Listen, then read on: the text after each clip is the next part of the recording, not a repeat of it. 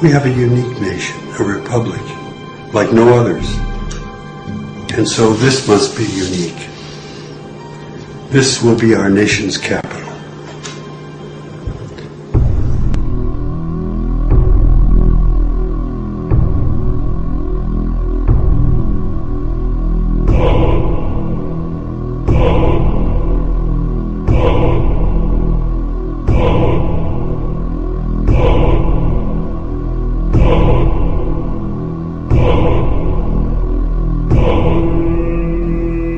Clearly, a lot of the designers and architects of Washington, D.C. were Masons, starting with George Washington himself, who was a guiding force. I do not believe that there are any secret plans or designs related to Freemasonry. Well, it was definitely designed according to Masonic principles. The streets are laid out that way. The buildings are laid out that way. Conspiracists are always looking under their bed for evidence that there is some vast conspiracy. Masons may very well say that they really aren't influential as far as Washington, D.C. is concerned, and yet the cornerstone was laid by Masons. You see it in the inverted five-pointed star, which is the goat of Mendes, built into the streets of Washington, D.C. No, there are no satanic plans in the street plans of Washington, D.C. There is a pentagram to the north of the White House. But the streets don't actually connect to form a pentagram. This is geometry. It happens. No one could have that happen accidentally. The anti-Masons want to show that there is some demonic conspiracy. It's Baal worship. That's what you're involved in. That is what Masonry is based upon, the power of the dragon. In a word, hogwash. When you want to talk about symbols and what they mean, you really have to look at who's authored these symbols. With symbols, there are always multiple levels. Symbols reveal and they conceal. And that's why they're used, and that's why they're so important. They reveal to those who have eyes to see and ears to hear. If I would have told you this 15 years ago, I might have gotten shot. When they're shooting at you, you know they're serious.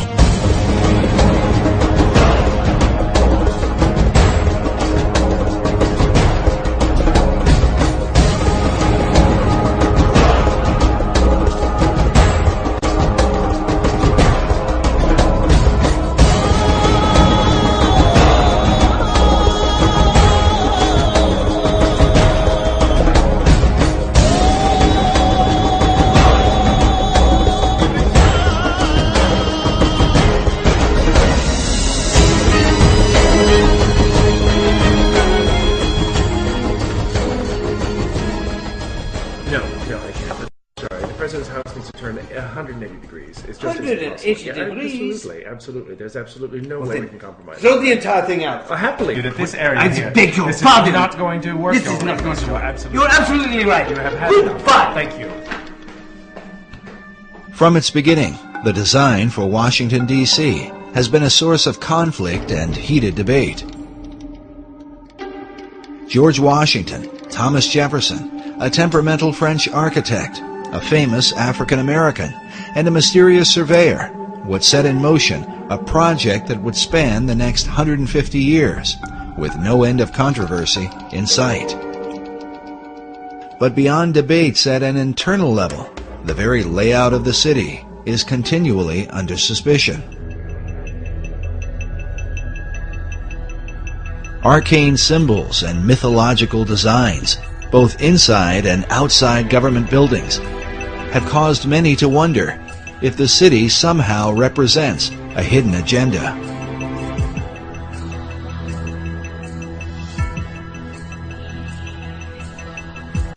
This becomes increasingly important as America's current place on the world stage ignites firestorms of controversy. As the United States is the most powerful nation on earth, many have wondered, what is America up to? Could the purpose of operations currently carried out by the U.S. government somehow be reflected in the design of its capital city? At the center of controversy are secret societies. Many of America's leaders have belonged to them right from the nation's beginning. Our current president, George W. Bush, has admitted to his membership in the mysterious Skull and Bones Society. You were both in Skull and Bones, the secret society. It's so secret we can't talk about it. What does that mean for America?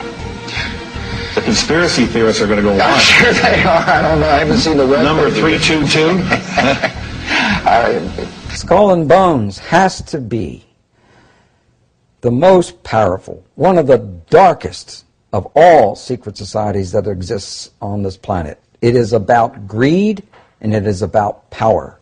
The idea for Skull and Bones is said to have come out of Germany in the early part of the 19th century. The society was founded at Yale University by William Huntington Russell, along with Attorney General and Secretary of War Alphonso Taft, whose son, William Howard Taft, would go on to become America's 27th president. Some believe the Society's foundation demonstrates a clear link with what may be the oldest society of all, Freemasonry. The Society is shown here in 1993, reenacting the laying of the cornerstone for the United States Capitol on the 200th anniversary of the event. Know all of you who hear me, we proclaim ourselves free and lawful Masons, true to the laws of our country, professing to revere God and to confer benefits upon mankind. This is the ceremony in which Senator Strom Thurmond, himself a 33rd degree Mason, took part. Senator Thurmond, we would like you to join in this. Since the William Morgan incident in 1826, when Americans uncovered a secret cabal working inside the government, the presence of Masonry in places of power has always sparked debate. But their influence in American government is undeniable. This is the same Bible upon which Presidents Clinton, Bush, Carter, and George Washington were inaugurated president. Of America's 43 presidents, at least 15 are confirmed Masons, though some say the number is even greater. In addition to the Capitol, the Freemasons have laid the cornerstone for every major building in Washington, D.C. The cornerstones of the President's House, known to us as the White House, the Washington Monument, the Smithsonian, Independence Hall in Philadelphia, incidentally by past Grand Master Benjamin Franklin, and Constitution Hall stand out among many others as outstanding examples of cornerstones which have been laid Masonically. The cornerstone of the United States Capitol, however, stands out above all buildings erected in the free world as the seat of government for our people. This bronze plaque, located inside the U.S. Capitol, marks the spot where the original cornerstone was laid by George Washington, the first American president and a Freemason. George Washington is probably the most famous Mason in the world. The George Washington Masonic Memorial is entirely dedicated to the idea of Washington as a Freemason. Now, we do know that Washington participated in the laying of the cornerstone of the United States Capitol as a Masonic ceremony, and he wore his regalia as a Master Mason. And he laid the cornerstone and performed the ceremony of laying the cornerstone. Washington's participation in the event was recorded by the newspaper of the time, the Columbian Mirror, which can still be obtained through the Library of Congress. Laying the cornerstones of buildings which serve mankind is one of the world's most ancient customs. The cornerstone laying ceremony predates Freemasonry, although its early symbolic purposes as a sacrifice to appease the gods or demons or whatever in prehistorical times, of course, has no application to why Freemasons do it. The corn, wine, and oil that we use for this are also ancient symbols. Corn is the symbol of plenty, wine the symbol of refreshment, and oil the symbol of joy and gladness. While Masonry maintains these symbols as a representation of blessing, there are some who believe they hold a more hidden meaning. with symbols, there are always multiple levels, up to 7 different levels of interpretation with every particular symbol. Corn is an important symbol in Masonry and is one found repeatedly in Washington, D.C. But what sort of hidden meaning could apply to corn?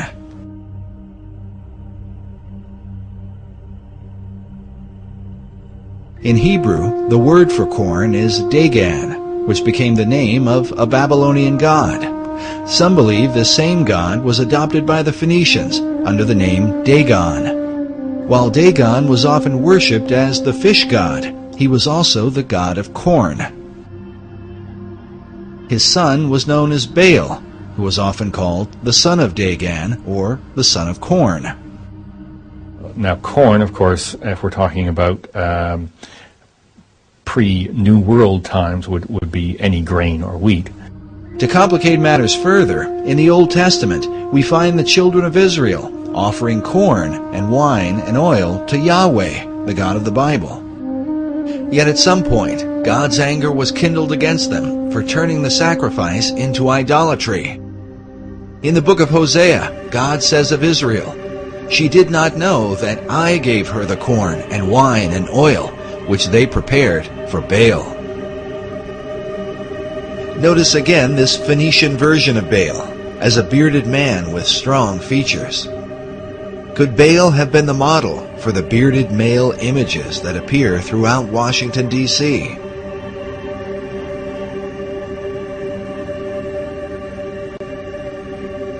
Take note of this image, with ears of corn carved into the hair.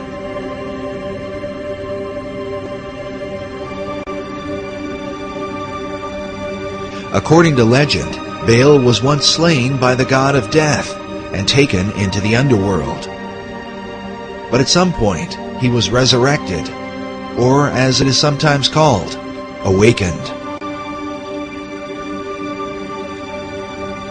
At Haynes Point in Washington, D.C., is found this mysterious statue of a bearded giant rising up out of the ground. Or perhaps out from his grave. The statue is called the Awakening.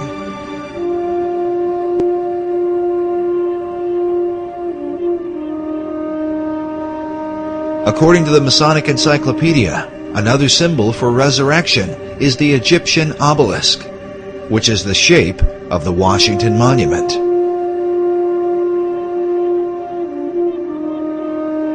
The word obelisk is sometimes translated Baal's shaft, or the shaft of Baal.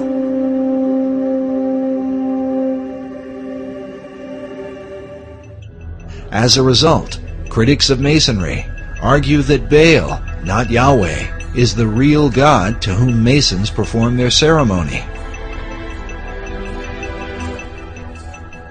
It's not until you get to the Royal Arch degree that all of a sudden you realize who God is, or what the name of God is. It's hidden for a long time. In fact, you're told that there's this hidden word you're supposed to search for. But it's not until you finally get to that degree that you realize that His name is revealed. It's believed that at the higher levels, the Masons secretly worship Baal under a hidden and unusual name. As you go higher up in the Masonry, you learn the secret name of God, which is a secret and the lost word that the Masons in the Blue Lodge seek. They already know it. It's Jobulun. It's a combination of Jehovah, Baal, and Osiris. It's a deity that is not the God of Abraham, Isaac, and Jacob. But nowhere in that Scottish Rite degree, and I have to stress that this is an additional degree, this is not a part of regular craft Freemasonry, nowhere in that additional degree is there ever any suggestion that Jubulon is the name of a god. What it is a amalgam of 3 different words, which in ancient languages was the word for God. Coyle's Encyclopedia of Freemasonry, he admits on page 516 that Jebulon is basically a composite of 3 different names of different gods. Je, meaning Jehovah, or the Syriac name of God, as he says. And then Baal, or he says Bel, B-E-L, or Baal, he spells it B-A-A-L, how the Bible spells Baal or Baal, it's pronounced in Hebrew, which is the Canaanite god. And then he gives on for the Egyptian god, referencing, many Masons reference Osiris.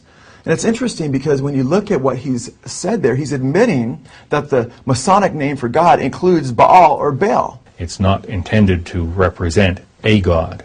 Its only use in the ritual is as a password to gain entry to the lodge. It's a demonic god. It's Baal worship. That's what you're involved in. It is the word for God in 3 ancient languages, 3 ancient civilizations. And that's all it is. The Mason is actually worshiping Baal, Jebulon, Je-Baal-on, and Osiris, and just using the name of Jehovah, which is also wrong because God warns not to use his name in vain. Freemasonry is often attacked and accused of being a religion simply because it promotes a belief in God. But nowhere in the teachings of Freemasonry does it promote any specific attributes of God. See, belief in God is faith. Belief about God is religion. From a biblical Christian standpoint, and as a Christian, I have to really take issue with this, because there are many scriptures from Genesis to Revelation that condemn idolatry and worshiping other gods. In Freemasonry, to make it easy for men of all faiths to meet together, we use the expression great architect of the universe. Now that's not a name, that's a description. Much the same as grand geometrician is a description of an attribute of God. Grand geometrician or great architect refers to his attribute as the great creator. But men of all faiths can accept that description of their God. God warns about an admixture or a synergism or a synchronistic view of mixing different gods with his name, and that's something he's very clear about that we're not to do. In fact, it's interesting, Baal or Baal is depicted in the New Testament by the Jews as well as Jesus. He's called the ruler of demons. It's another name for Satan. Most scholars agree that Baal became synonymous with the devil. Yet Masonry insists its view of God is without definition. For the Mason, the corn, wine, and oil ceremony might as easily be dedicated to Baal as to any other god. Nevertheless, the conflict between Masonry and its critics goes on. Freemasonry is rationalist and humanist. It is not superstitious, and it is not involved in the occult. A lot of Masons don't have a clue as to the fact that the Masonic God is basically Satan. I think that's supremely arrogant of anyone who's not a Mason to believe they know more about Freemasonry than a Mason does. May corn, wine, and oil, and all the necessaries of life abound among the people of the world. And may this building be continued and preserved to the latest ages. What do these things really signify?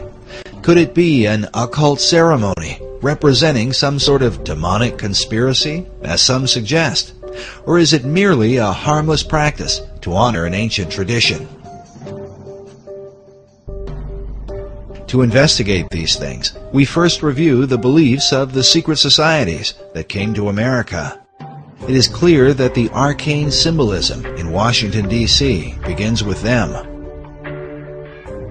When you want to talk about symbols and what they mean, you really have to look at who's authored these symbols, what was their intentions. Well, I think it's obvious that anybody who has the eyes to see can see that Washington, D.C., and indeed many other state capitals are festooned with occult symbols. Because these symbols come from the esoteric realm, it is important to define them according to the thinking of occult philosophers. Symbols reveal and they conceal. And that's why they're used and that's why they're so important. They reveal to those who have eyes to see and ears to hear. And they conceal from those who do not have the eyes to see or ears to hear. In the book, Masonic and Occult Symbols Illustrated, we find this quote from Masonic author Charles G. Berger, who says that symbols came to have two meanings, the esoteric and the exoteric. The esoteric meaning was the true or original meaning, understood only by a few and closely guarded by them. The exoteric meaning was the invented or modified explanation intended for the many. This practice dates back to ancient Egypt and is explained by Dr. Robert Hieronymus, a member of a secret society called Freemasonry, and author of the book Founding Fathers, Secret Societies. As with all secret societies, you have levels, and if you're on the lower levels, you don't even know they're upper levels. They don't even tell you. You bump into it by accident, or someone comes along. Now, in Scottish Rite, that's something different, because they know that there's a... But before then, and basically secret societies, such as, let's go to ancient Egypt. To the ancient Egyptians, the priest would tell the serfs, the guys that tilled the land, they would say, the sun is God, okay? And so they accepted that very low-level interpretation, all physical. That's not what the priest believed. What the priest believed, there was a second level. The priest believed that, nope, the physical sun is not the supreme being. It's the spirit which flows through the physical sun that is the supreme deity. However, there was another level, and the priests didn't even know it. It's those that were involved and elevated to if I would have told you this 15 years ago, I might have gotten shot. But this is now, I'm so glad now that this is easy to talk about. The third level, which is a higher level of understanding, said, nope, it's not, that's not the sun. The sun is not the supreme deity. Nope, yes, spiritual energies come through the sun. That's not what we're talking about. What we're talking about is the star Sirius. The dog star. The dog star, because the dog star was everything to the ancient Egyptians.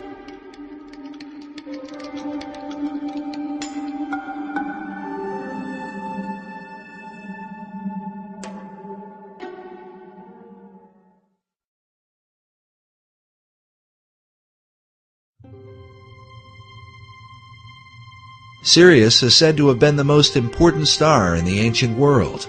It was considered the brightest star in the heavens, many times brighter than the sun. The Great Pyramid was built to synchronize with Sirius, so that the light of the star would shine into the Queen's chamber, supposedly to cast a beam upon an initiate during a ritual. Sirius is considered to be the dog star. It's considered to be the most evil star in the Egyptian pantheon. And the reason for this is because in ancient Egypt they depended on the Nile.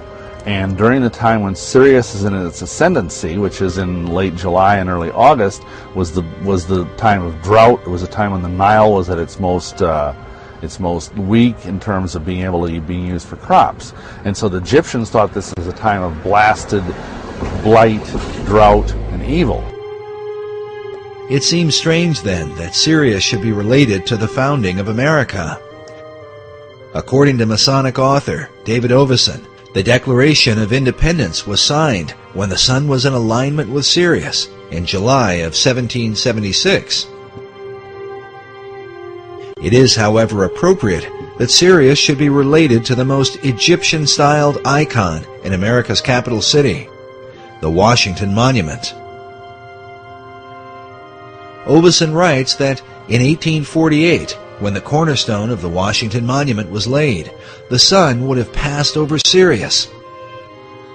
He goes on to say that in the course of the ceremonial, the star Sirius would have been seen on the eastern horizon. It would have been rising over the Capitol building to the east of the monument. The monument itself was originally designed by Freemason architect Robert Mills. Mills was trained by two fellow Masons, James Hoban, who designed the White House, and Benjamin Latrobe, who designed the U.S. Capitol.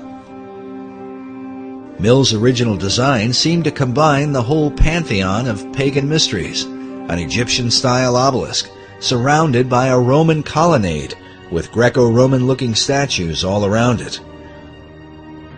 According to the original plan, the monument should have been built directly south of the White House. But as with every plan, things change. When they went to build it, and when they calculated what the weight of the monument was going to be, they determined that that precise spot, that the foundations and the bedrock at that precise location would not safely support the weight of the monument. As a result, the monument was shifted slightly to the east. While it is not in a perfect alignment with the White House, it would end up in a perfect north-south alignment with the Masonic House of the Temple, which was built some years later.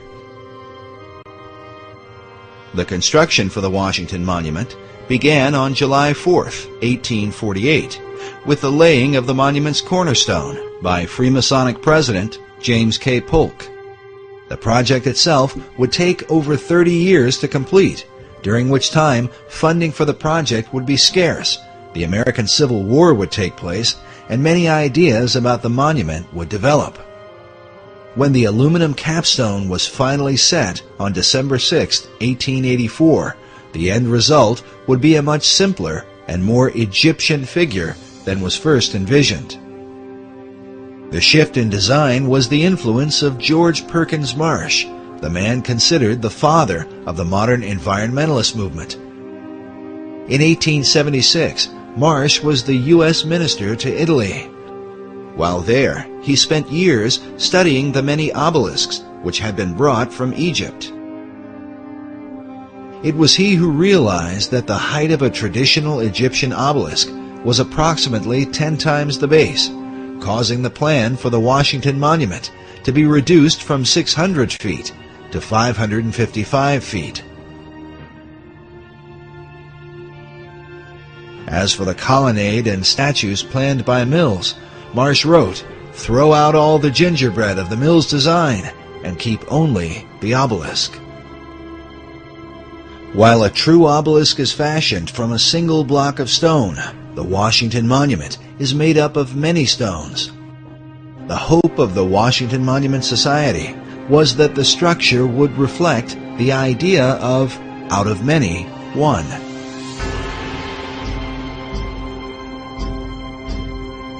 Meanwhile, the pyramidion at the top is made up of 13 levels, just like that of the pyramid on the Great Seal of the dollar bill. But mysteries abound with the monument, not the least of which is the presence of a 12-foot obelisk beneath a manhole just a few hundred feet away from the Washington Monument. It appears to be a miniature replica of the monument itself, but as to why it is there, no one seems to know. Yet like the pyramid on the U.S. dollar, this obelisk is missing a capstone.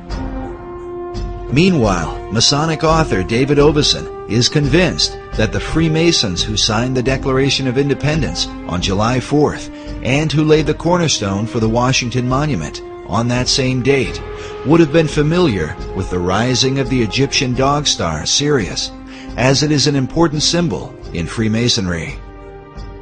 Interesting thing about all of Freemasonry is that symbolism is ultimately very important. They don't put a lodge in the east because it's a nice place and it looks good. They put it in the east. The masters have put it in the east, so because the rising sun. It's the rising sun. You're catching the energies of the light. As Dr. Hieronymus revealed earlier, the real light shining in the east for the Egyptians was not merely the sun, but the light of the dog star, Sirius, which some believe holds a more sinister implication. This dog star also has relations to the idea of modern-day ceremonial magic and modern-day Masonry. This was especially true for 20th century occultist and Freemason Aleister Crowley, who openly practiced ceremonial magic and was a member of a secret order called the Order of the Silver Star. The Silver Star was a reference to Sirius. Masons teach that at the center of every Masonic lodge there's a five-pointed star right underneath the altar upon which the candidate is obligated. But the thing is, what they don't tell you is that five-pointed star represents Sirius, which is regarded as a satanic symbol. There is perhaps no symbol that evokes occult suspicion like the figure of the pentagram, which from ancient times was associated with the dog star Sirius. Masonic philosopher Albert Pike wrote that Sirius still glitters in our lodges as the blazing star. The blazing star is an ancient Gnostic term for Sirius, and as shown here, is symbolized in Freemasonry by the five-pointed star or pentagram. According to Pike, this symbol in Masonry dates back to the pentalpha of the Greek philosopher Pythagoras. The pentalpha gets its name for the 5 alphas or Greek letter A's which make up its composition. Typically in Freemasonry, you see the five-pointed star with the nose point down. Now, there's even a division in Masonry which considers this the evil side of Freemasonry as opposed to the non-evil side. For example, Freemasonic lodges in New York do not use the nose side down star. They turn it around so the nose is pointing up, and they consider that a good variety of Freemasonry. Here is an upright Masonic star, which is another type of the blazing star mentioned earlier. Some believe this representation of Sirius may be the origin of the five-pointed stars which adorn the American flag, as well as the stars that adorn the Statue of Freedom on top of the U.S. Capitol. Incredibly, these same five-pointed stars were carved by Freemasons into the ceiling of Rosslyn Chapel in Scotland more than 500 years ago. Because Sirius is said to arise in the east, it also became known as the Eastern Star. To the Egyptians, Sirius was identified with the dog god Anubis, which is where the name Dog Star comes from. Anubis was said to have guarded the gates of death and was the protector of mysteries. Meanwhile, the Romans recognized Sirius as Janitor Letheus, or the Keeper of Hell. These dark associations may be the reason for the sometimes grim view of Sirius and the five-pointed star that represents it.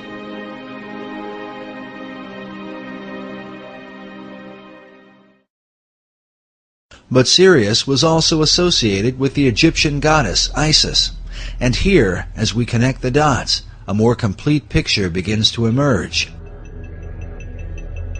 For the Egyptians, the rising of Sirius in the east preceded the annual flooding of the Nile River, which for them was a magical event. It was also the time that the goddess Isis would appear and give birth to Horus, the divine child of the Egyptian Trinity. The all-seeing eye is also called the Eye of Horus, and in Freemasonry, Horus symbolizes the Masonic concept of a Christ. This is further represented by the hieroglyph used to denote Sirius. Notice the three symbols, an obelisk, a star, and a half circle.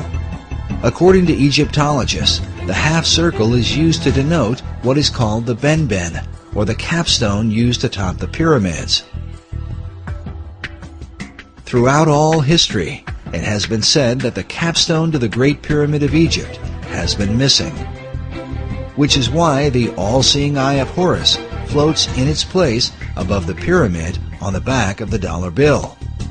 According to occult philosophers, the light which illuminates the eye comes not from the sun, but from the dog star Sirius, as is demonstrated by this illustration of the blazing star of Masonry, centered by an all-seeing eye. As Robert Balville writes, in many esoteric traditions, the return of the capstone of the Great Pyramid will signal the return of the Great Initiate, which, according to many prophecies, signifies the return of the Christ. Albert Pike describes the Masonic Trinity as expressed through Sirius and the symbols that are seen in most all Masonic halls. Notice this image with the sun on one side and the moon on the other, while the all-seeing eye sits in between with light blazing behind it. Pike writes that the sun and moon represent the two grand principles, the male and the female. Both shed their light upon their offspring, the blazing star, or Horus.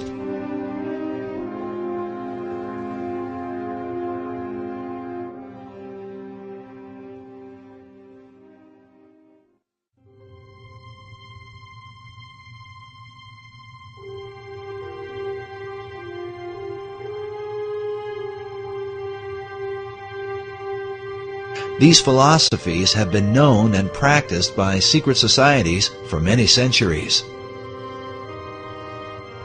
As the evidence will show, designing cities as a reflection of occult tradition was not a new concept to the Founding Fathers, among whom the influence of Freemasonry seems undeniable. In fact, the 110th Congress of the United States on January 5, 2007, passed House Resolution number 33 to honor the Freemasons for their contribution throughout America's history. The number 33 is well known as the honorary degree of Scottish Rite Masonry. The House resolution read in part that the Founding Fathers of this great nation and signers of the Constitution, most of whom were Freemasons. The Masons felt in the United States that they were forming a Masonic republic. The concept of a republic dates back to the Greek philosopher Plato. Plato's Republic. That's a utopian theme, and that whole thing runs through our philosophy and thinking among the humanists to this day. They still think they would like to introduce Plato's Republic. Think about it. Every socialist country that's gone socialist have always called themselves a republic for that very reason. It was Plato who likewise set down the earliest known record of ancient Atlantis. Centuries later, Sir Francis Bacon would set down the New Atlantis, a tale which some believe was meant to be a blueprint for the New World, one based upon the teachings of ancient philosophers. Bacon didn't invent this New Atlantis concept. He was merely the inheritor of it. He was probably the most articulate proponent of it ever in history, but it preceded him. Bacon believed that the American continent was in fact the site of ancient Atlantis, a concept held by teachers of esoteric wisdom even today. The New Atlantis really was just America anyway. The east coast of America, if you take a look at the maps by other clairvoyants who have studied Atlantis, indicates that the east coast of America was the west coast of Atlantis. This country, America, is the remnant of the ancient Atlantis, and so is very susceptible to much of the history of Atlantis, the energies of Atlantis, and some of the actions, for instance, the religion of Atlantis. According to esoterics, the religion of Atlantis was in fact the mystery school teachings that were embraced by the ancient philosophers. Yet it might be said that none have been as prolific on this subject as 20th century philosopher Manly P. Hall, who wrote such books as The Secret Destiny of America and America's Assignment with Destiny. It was Hall that many Freemasons are said to have called Masonry's greatest philosopher. In 1934, Hall founded the Philosophical Research Society in Los Angeles, California, an organization dedicated to exploring the wisdom of all the world's traditions.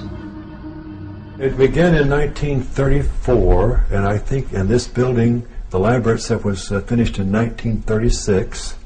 This is one of the leading wisdom libraries in all of North America, if not the most comprehensive itself. The Philosophical Research Library has been highly regarded by esoteric students from all over the world. It is composed of books and artifacts collected by Manly Hall throughout his lifetime. Among those who revered the library was President Franklin D. Roosevelt, a Freemason and student of esoteric tradition. And Mr. Roosevelt himself, back in 1942, after the Pearl Harbor invasion, sent some of his people here to microfiche the works in this library, because he looked upon it as a national treasure. He wanted to preserve it. When Hall died in 1990, his role as president of the society was succeeded by Dr. Obadiah Harris. Manly Hall, who was a young Canadian philosopher, sage type, envisioned re-establishing what he called the little Alexandrian library, which was, as you know, destroyed. He was very fortunate in that as he was giving a talk, he was still in his early 20s, a baroness, oil baroness from Ventura, who owned most of the oil wells in Ventura County, told him that she was going to take care of him for the rest of his life, that no matter what he needed, to let her know that she would see that he got it. And that she wasn't really joking, because I've looked at the records, and back in the early 30s, when most of the country was in depression, I don't know if California was really in one, but most of the country was, that she was giving him $50,000 and $100,000 at a time to go around and search out this wisdom literature in manuscript form and in book form. This proves interesting because much of Hall's highly financed research was dedicated to investigating the founding and purpose of America. Through his research, Hall became convinced that America had a secret destiny that was known by the arcane societies of the ancient world. Was it this information that compelled FDR to preserve Hall's literature? Like Hall, FDR also believed that America had a rendezvous with destiny. Hall's connections to the White House and FDR are mysterious, but do not end with the library. Hall was also involved with a mysterious Russian mystic named Nicholas Roerich. Roerich was a Rosicrucian and member of the Theosophical Society. He was said to be a kind of spiritual mentor to Henry Wallace, a 32nd degree Mason who would become FDR's vice president. It was Roerich's influence that inspired Wallace and ultimately FDR to place the Great Seal of the United States on the back of the dollar bill, with the words Novus Ordo Seclorum, the new order of the ages. Dr. Harris, will you tell us about this statue here?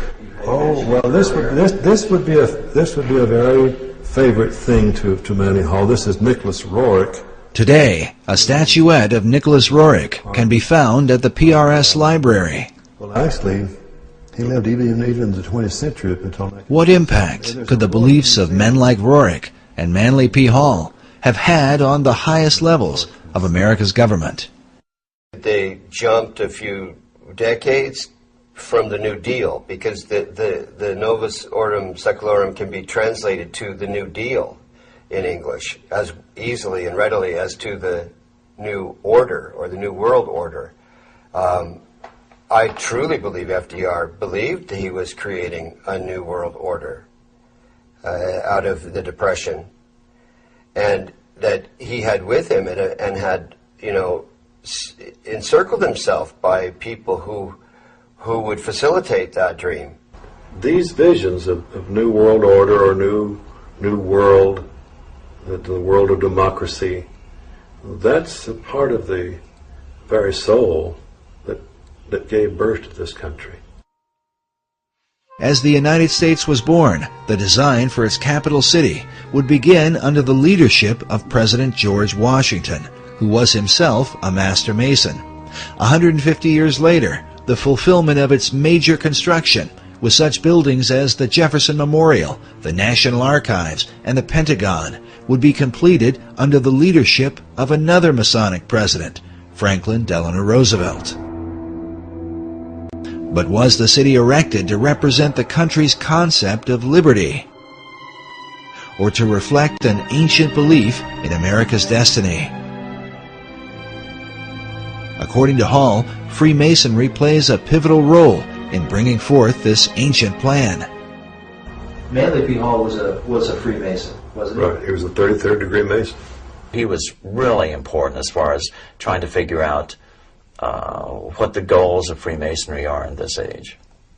He gives you hints, just incredibly important hints at what they're all about at the root level, what it is they're really striving for, what is their core inner doctrine, which they really don't like much revealing to the rest of the world.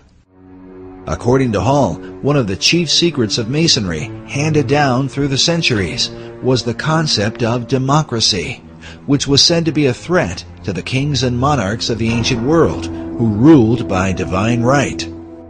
Yes, it had to be secret because the idea of democracy was worse than heresy. It was treason. Nevertheless, these societies were determined to bring forth their great plan, no matter what the cost. In his book, The Secret Destiny of America, Manly P. Hall wrote that world democracy was the secret dream of the great classical philosophers, saying that the brilliant plan of the ancients has survived to our time, and it will continue to function until the great work is accomplished. Many researchers believe this great work is the secret behind the wars and rumors of war America has been involved in through the 20th century, right up to the present day. Could this plan of the ancients to establish a world democracy be the real hidden agenda of secret societies? And was this ancient plan echoed in the 2005 inaugural address given by President Bush? When our founders declared a new order of the ages, they were acting on an ancient hope that is meant to be fulfilled.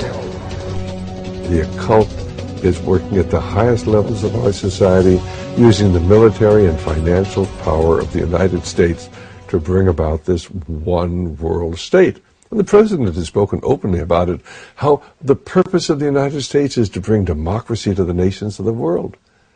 Where did this become the function of our nation, to bring democracy to the world? You only need to read the writings of Manly P. Hall, where he tells you that for 3,000 years, secret societies have been working to bring democracy to the world.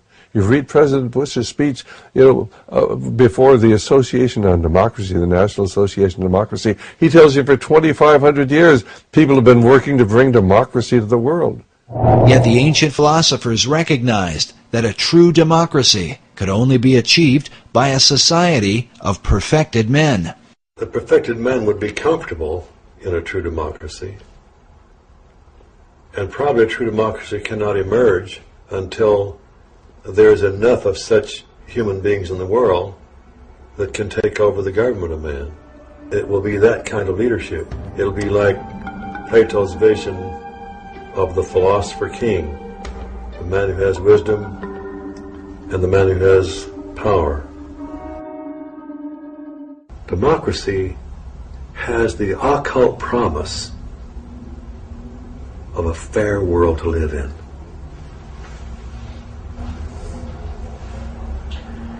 Now, you mentioned the occult promise. How would you define a term like that for an audience who's... Well, probably define that term by saying that promise is... Can you explain the word occult? Well, it's obscure. It's hidden. Can you start by saying the occult? The word occult means? The word occult would mean hidden or obscure. Not visible to the normal eye. So an occult promise is something that is inherent, but only visible to those who have that inner vision. So a fair world is a kind of occult promise at the heart of democracy. Is that a better explanation? But is this occult promise part of America's Christian heritage? And if not, could this account for why the many symbols that adorn America's capital city come not from the Bible, but from the ancient mystery religion? And if America were really, truly a Christian nation, what would all of these mythological characters be in our city? Certainly the Christian influence was very strong. From the Christian point of view, we were formed as a Christian nation.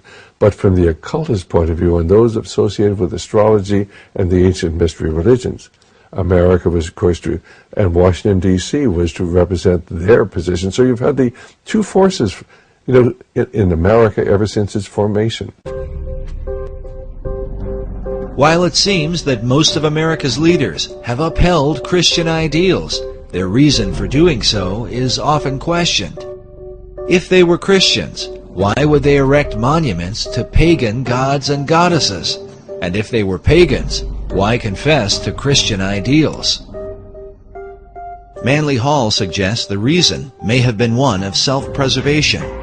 He argues that because of the persecutions of organized religion in the Old World, the secret societies employed even greater methods of secrecy to protect their occult philosophies, making themselves sound as though their beliefs had to do with Christianity, which was the dominant belief in Europe, and eventually America.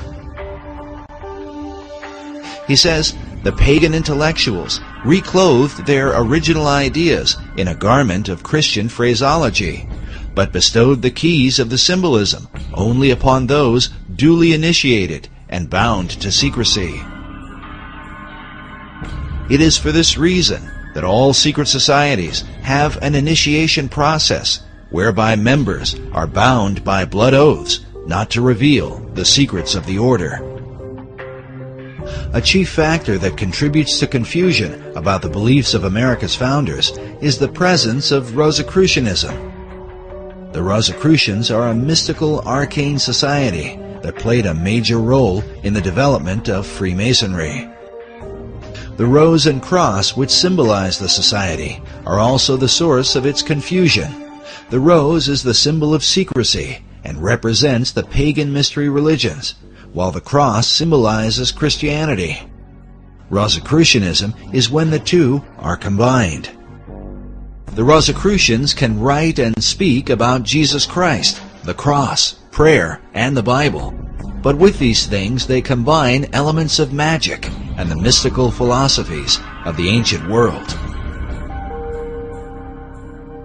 Because of this, one can begin to understand how a man like Charles Thomson could be famous for his English translation of the Old and New Testaments, and at the same time approve the design of the Great Seal for the United States, with the all-seeing eye of Horus floating over an Egyptian pyramid.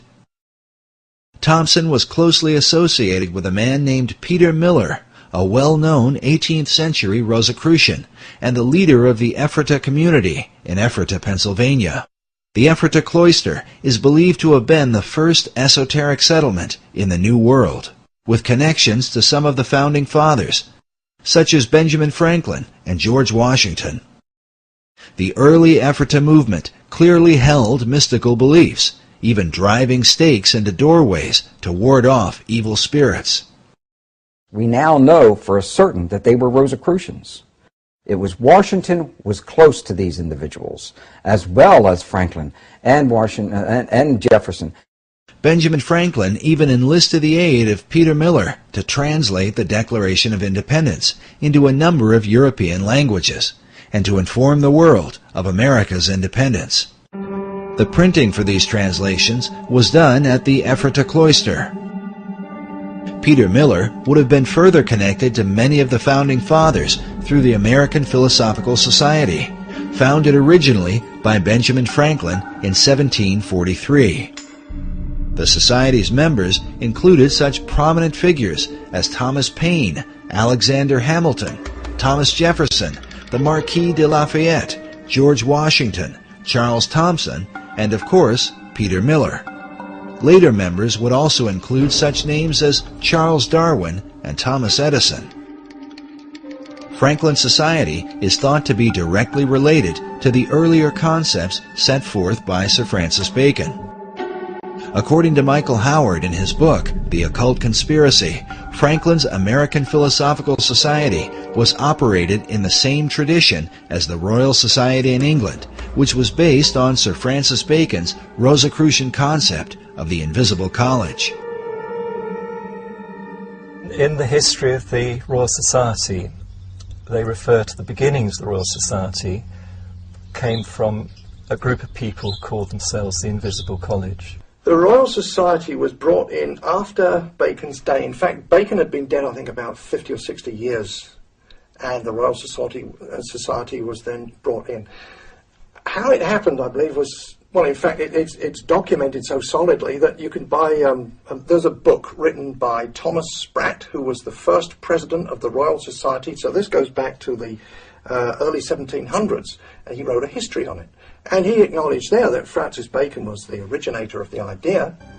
The purpose of the Royal Society of London was to further Bacon's advancement of learning through scientific investigation. It is without question, however, that some of their work led to the metaphysical and the occult. And then we find that the Rosicrucians called themselves the Invisible Brotherhood, and the College of Rosicrucians was therefore, or was called by them, the Invisible College. A Rosicrucian influence can be clearly seen in some of America's symbols. For example, this image of a pelican feeding her young appears in Manly Hall's Secret Teachings of All Ages and is very common to Rosicrucianism and Freemasonry. Now notice the Great Seal for the state of Louisiana. This particular replica is found inside the inner corridors of the U.S. Capitol. The Temple Church in London is a well-known Knight Templar church. Here we can see that the Golden Rosy Cross can be traced back to the mysterious knights. Now, notice the art surrounding the shrine. How a series of squares are shown with red and golden roses in the midst. The shrine opposite has a variation of the same design. Now consider this same pattern as it appears throughout the interior of the state capitol.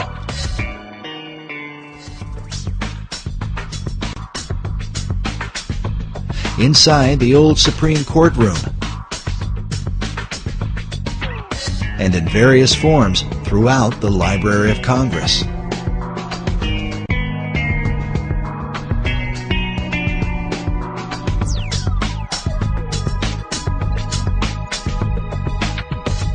Sir Francis Bacon became the chief of the Rosicrucians in England. His famous saying, "Knowledge is power," is found written inside the Library of Congress, while a statue of Bacon can be seen on the upper level. Elsewhere in the main library is a Baconian passage from his collection of essays. It reads, "The inquiry, knowledge, and belief of truth is the sovereign good of human nature." This saying is found over a statue representing philosophy.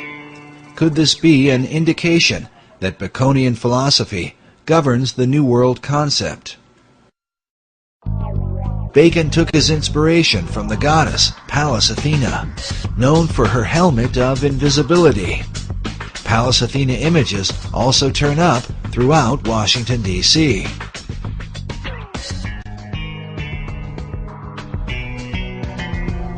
The Virginia State Seal bears the image of Athena, with her foot upon a fallen king, whose crown is cast aside.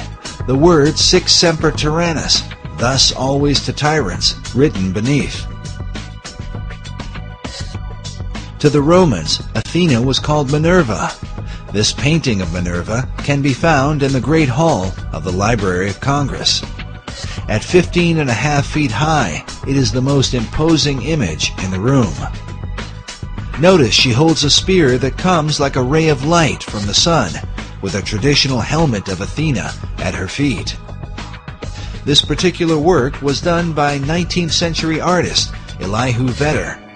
Vedder was known as a symbolist painter, whose style was part of a movement that can be traced to France during the 19th century, and an art house called the Salon de la Rose Croix.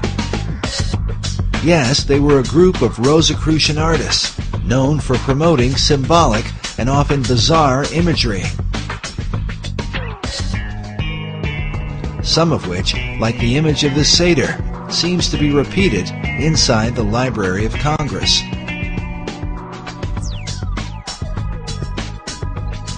It's not clear if Vedder himself was a Rosicrucian, but one of his chief influences certainly was. William Butler Yeats was a prominent member of the Golden Dawn, a Rosicrucian secret society. Yeats, along with Irish mystic William Blake, are said to be two of Vedder's leading inspirations.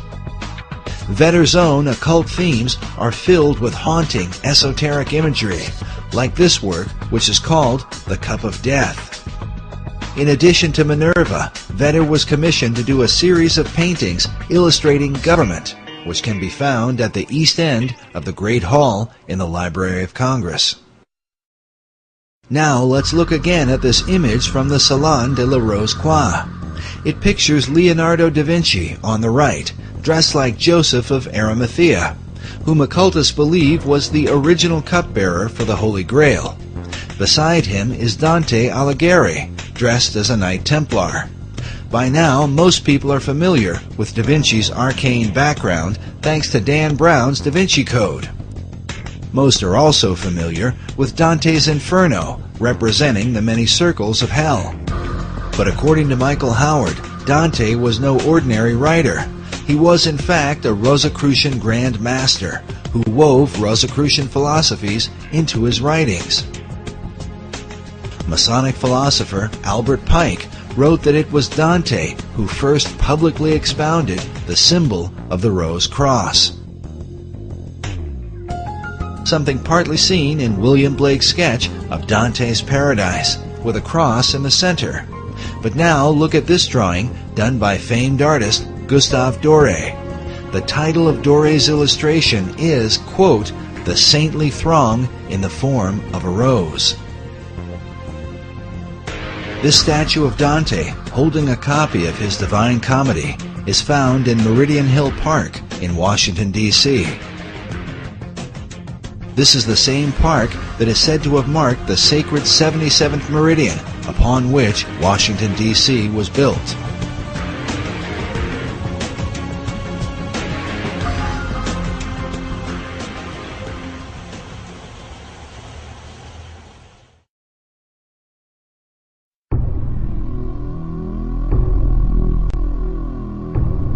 But one final Rosicrucian emblem in the Library of Congress is worth noting.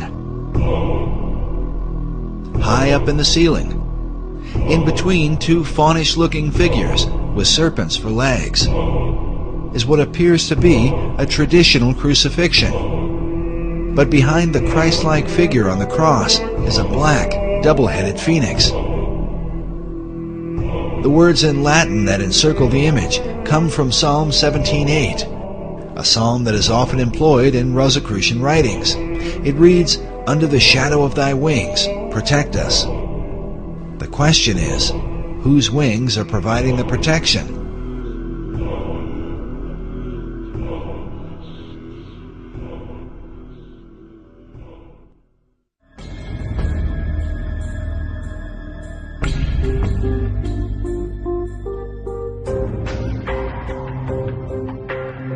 The Rosicrucians, like the Freemasons, follow a particular philosophy known as Hermeticism, which is directly related to how and why Washington, D.C. was built. The origin of this philosophy dates back to the deepest recesses of the ancient world, and to what has been one of the most dominant subjects in archaeological and metaphysical research through the 19th and 20th centuries, the lost empire of Atlantis. In Plato's dialogue, the entire authority of the Atlantis tale is based on the reputation of Solon, the Greek poet and lawgiver. Plato cited Solon as his source of information concerning the Atlantis story. And Solon